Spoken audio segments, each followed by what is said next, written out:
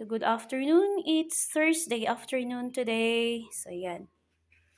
Okay, so gumawa tayo dito ng kanilang gagamitin para bukas. Ito.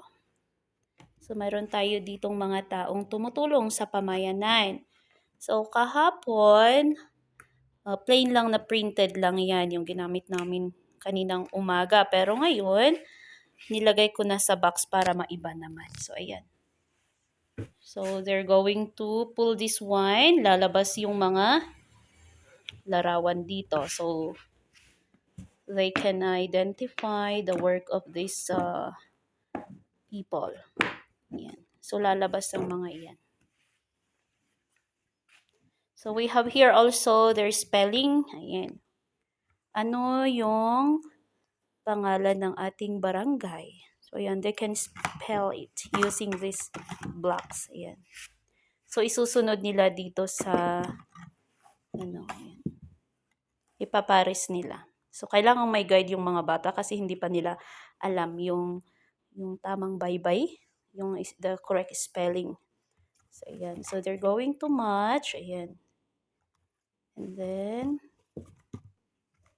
ayan, hahanapin nila. So, kahit na kinder sila, they can also spell using this blocks. Ayan. That is for the community for circle time 1. For circle time 2, ayan, dumako naman tayo sa mga letters. So, mayroon silang dadaanan dito, ayan. Dadaan sila dyan, tapos hahanapin nila yung letter B. At pagkatapos nahanap yung letter B, ilagay nila yung mga maliit dito sa yellow ball, and then yung mga malaking letter B naman doon sa violet. And then, pagkatapos nahanap, ayan, mayroon tayo ditong pagsusulatan. So, magsusulat sila dyan ng letter B using the pentel pen. Yung nabubura na pentel pen. Okay, so and after that, they're going to sew. Magtataki sila. So, ito yung gustong-gusto ng mga bata. So, mayroon tayong 3 set dito para contest. So, yan for the letters. Here comes the number 5. Ayan, so their focus is number 5. So, mayroon ako ditong 5 puno ng banana. Ayan. So, maglalagay yung mga bata. So, they're going to count. So, ayan. Ayan. So, maglalagay sila dyan ng 5 banana. Ayan. So, they can do the addition. Ayan. 1 plus 1, 2. O, you add 1. Ayan. Dadagdag sila. 3 plus 1. And then, 4 plus 1. Ayan. So, contest rin ito, kaya may 5 set tayo dito. Kasi mas nagiging alerto yung mga bata kapag mayroon silang kakumpetensya. Okay. So, kung pag may contest. Ayan. So, pwede rin natin gamitin to for the subtraction. Ayan. 5. O, kunin yung isa, pitasin yung isa, at kainin. Ayan. So, ilan yung natira? Sasabihin nila na 4 hanggang sa maubos. Ayan. So, double purpose for addition and subtraction. So, that is for their focus on number 5. Ayan.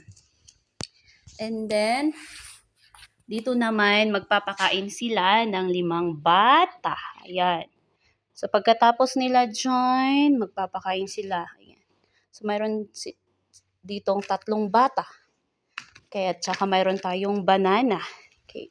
So, ipapakain nila 1. Bakit hindi pumasok? 2. Ayan. Ayan. Hanggang sa mapakain nila lahat yan. Okay. So, ayan. And then, ayan. Mayroon din tayo dito. Ayan. The use of greater than, less than, and equal. Okay. So, gamit yung bibig daw ng buhaya. Ayan. So, after na ginawa nila yan, mayroon naman kami ditong puzzle. Ayan. So, since for this week, their focus on shape is square. Ayan. So they're going to form the puzzle. Ayan. So ifo-form nila yan. Magpo-form sila dyan ng square. And then, they can also form using the blocks. So, ayan. So, it's fine. It's fun for them. I hope that they will enjoy the Friday activity prepared for them. So, ayan. And then, they're going to have this one. Ayan. Their worksheets also.